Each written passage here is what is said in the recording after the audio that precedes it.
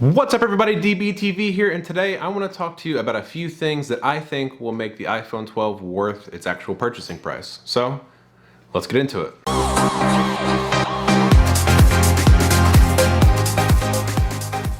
What's up everybody, welcome back to the channel. My name is Daniel, and as usual we have more phone stuff to talk to you about, more tech stuff. Today specifically I want to talk about all the iPhone 12 rumors and everything that we've seen with that so far, and things that I think would make the iPhone 12 worth the actual $1,000 or $1,200 or maybe even $1,400 that they're going to end up charging us for it. So before I get into that, I just wanted to mention that if you have anything that you'd like to reach out to me about or talk to about tech-wise, reach out to me at Daniel Brumley TV on all social media. So if you like keeping up with tech news and you like the reviews that I put out and kind of the, I don't know, I guess you could call this an opinion video, make sure to subscribe, give us a like, let me know what you thought about the video down below. Let's get into it. So recently there's been some new renders of the iPhone 12 along with some leaks of what possibly could be to come with that as far as screen, and you know, we kind of have seen a render of the body. We don't know if it's true or not, but I kind of wanted to speculate on it because it looks like this is what's going to be the end-all be-all for what the iPhone's going to look like come this fall. So the first thing on my list, it's already been rumored, we've already seen it in some renders on Twitter and things like that, but the thing that I think would push it over the top is giving it the form factor somewhat like the iPad Pros, or even you can go back as far enough to look at like the iPhone 5 and the way that that works. I really hope the iPhone 12 has the sharp edges around the side instead of having the curved edges like how we have now.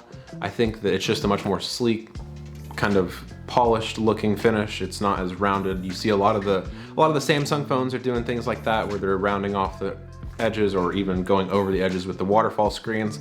I'm not a big fan of that. I think it would look a lot, you know, more sleek and well cut if we had the sharp edges going straight down, things like that. You can keep the curves around the outside, you know, going along the top down to the sides, but I don't really think that we should be curving the sides of the screens anymore and things like that. But that's just me. I feel like that would give it a little bit more product value. I mean, if you look at the iPad Pros and all that stuff, they look really nice. They look really solid and clean, and just, they look like they're worth their money. Why I think this would make the new iPhone worth its money. So you'll see some pictures here. I'll pop them up. I probably already have popped them up since we started talking about this, but I just really think that it would look nice. It would be, and it also, not to mention the fact that we've had the curved phone since the iPhone 5. So from the 6 until the 11, that's like what, 5 or 6 gens of phone? So I think it would be a nice change in pace. I think it would be nice for a lot of the Apple people out here who want a change in the form factor and want a change on kind of the design of the phone. So I'm really excited to see if they're actually going to follow through with that. The second thing that I hope that Apple puts in the iPhone 12 is a built-in fingerprint reader underneath the screen. We've seen companies like OnePlus do it, where you just hold on to the screen, it gives you a little space to let you know where to press, you press it, voila, your phone's open. We already have Touch ID with all the phones that still have home buttons, but I'd like to see how that would play into a full screen phone, because Touch ID works very well. You grab your iPhone 8, or in this case, your new iPhone SE, pick it up, throw your thumb on the home button as you're picking it up, and it's unlocked by the time you get it to your face. Or at least that's how I used to do it back in high school when I had a phone like that. So if we can do the same thing with the full screen phone on the iPhone 12, I mean, everybody else is doing it. Android, there's a ton of Android phones that are starting to do it. Now, I will settle for having it in the lock button. So the Google Pixel 3, I believe, has the fingerprint reader in the little lock button. So if I could just pick up my phone, throw it on the lock button, unlocks that way, perfectly fine, because I already hold my phone like this when I pick it up out of my pocket. You know, picking it up off the table, I already have my thumb here, and it's also a comfortable place to hold it, you know, if you're just holding, scrolling through Twitter. I would settle for that, but I would really like to have the in-screen Touch ID fingerprint reader. I think that would really propel it. But there's just so many things about the iPhone that I wish they would change, or wish that they would do. So who knows, maybe if Tim Cook's listening, maybe we'll get somewhere, I don't know. Now this next one is sort of a two-parter. I split it up into two parts, but they can really be one. But the first part of this, I wanted to point out, I hope that they put USB-C for the charging method. The cable that goes in, I'm tired of the lightning cable, give it USB-C. Your MacBook Pro already has 4 USB-C ports. it wouldn't make it that much harder to be able to go USB-C to USB-C, plug it into your laptop and your phone, call it good. Same thing with the iPad. The iPad Pros already have USB-C as their charging. They don't use the lightning cable anymore. So the technology is already there, you just need to move it to the iPhone. Now I know that there's been a lot of things going around on as to why they can't, but it all seems ridiculous to me. I think it's a phone charger. Like, there doesn't need to be the lightning cable and then USB-C. Like, how unfortunate is it for the people who have an iPhone 11 Pro and they also have the 12-inch iPad Pro? You can't use the same charger, you gotta keep up with two. And that's just annoying. I don't see a reason why they couldn't make it USB-C, get rid of the lightning cable. It's pretty much useless for just about everybody at this point. If you're using an old phone, obviously they still need to keep it around, make it available, but for the people who are wanting to future-proof and go further and get those high-end flagship phones, I really think that we need to start moving towards the USB-C. You see a lot of other companies doing it. I believe Google's Pixel 3 has USB-C and a bunch of other people. So I think it's just time we start getting to a universal phone charger. Now, with the charger in mind, my next one on the list, item number 4, give us fast charging. The iPhone currently comes out of the box with an 18-watt charger for the lightning cable. If you go and look at other phones like the Samsung Galaxy S20, the OnePlus 8 Pro, the Google Pixel, actually I don't know about the Google Pixel, but at least the OnePlus 8 Pro and the Galaxy S20 both come with 30-watt fast charging. There's no reason why Apple should not have 30-watt fast charging yet, or at least a 30-watt charger. The battery life in the phone is good, yes, but I still think that we need to be able to have that charging capability just in case, because on their website they claim, oh, you can charge 50% in 30 minutes with your lightning cable. But like, what if I'm at the airport? I don't have 30 minutes. I need to charge up before I go on my 4-hour flight. Give me 30-watt charging. I mean, it's not, and a lot of this stuff is just nitpicky. It doesn't really need to happen, but at the same time, it would make the phone really nice if they had 30-watt fast charging and a USB-C cable to make it universal with all their Pro items. There's a lot of things that they can do to make it better.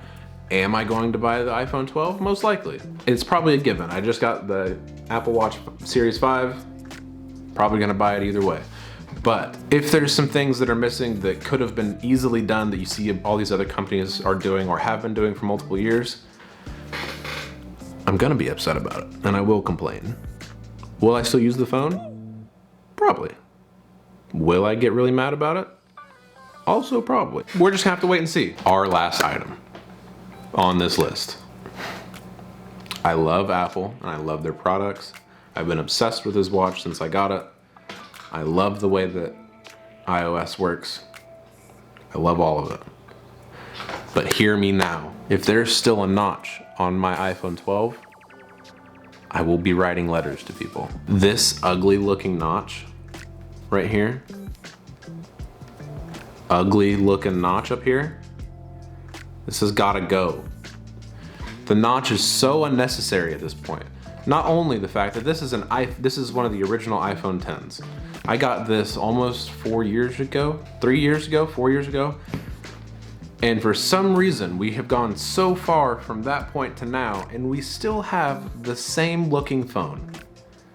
I don't know why, I don't know what has went through their head to keep the same phone through two other generations technically of phone, but it's gotta go. There's so many companies out there that have edge-to-edge screens with all their sensors built in and a very minimal looking forehead or notch at the top for their speaker for phone calls. Or there's people that have the little punch hole cutout in the top left for your selfie cameras. There's no reason Apple needs to keep this notch. It's gross, it's unnecessary, it disrupts the look of the phone, it disrupts the feel of the phone while you're using it. Just get rid of it. It's so unnecessary. I understood it at the time because we didn't have the technology to put all the sensors and things we needed underneath the screen and still get them to work. I get it. That's fine. We went from having a giant forehead with the iPhone 7 to moving to the 10 and getting completely rid of it. And all you had was a tiny notch. Completely understandable. But here we are 3 years later, about to release a new phone. Why are we still at the same point we were 3 years ago? I know the technology has advanced since then. You see all these other companies doing it. why not Apple? That to me is going to be the biggest factor of making this worth the money, is the actual change in the design of the phone. There's no need to keep the same design for the last, what will be almost 4 years if they release the iPhone 12 with the notch still. You're doing your customer a disservice by not innovating the way other companies are. I mean, I look around, granted I do a lot more looking into phones than most people do, but I look around and I see the Samsung Galaxy S20, the OnePlus 8, I see all these other phones and companies and everybody doing all these things, and all they have is a tiny little punch hole in the top left. But anyway, so that's my take on the 5 things that I think that Apple could do to make the new iPhone 12 worth its money. I'm really excited to see what they're gonna announce. It's still a pretty decently far way out until we really get to see the actual look of the iPhone 12, but nonetheless, I'm still excited to see what it looks like. So that's gonna do it for today, guys. If you liked the video, please make sure to subscribe. Comment down below what you think about my ideas, what you think the iPhone 12 should have, and we'll catch you guys at the next video.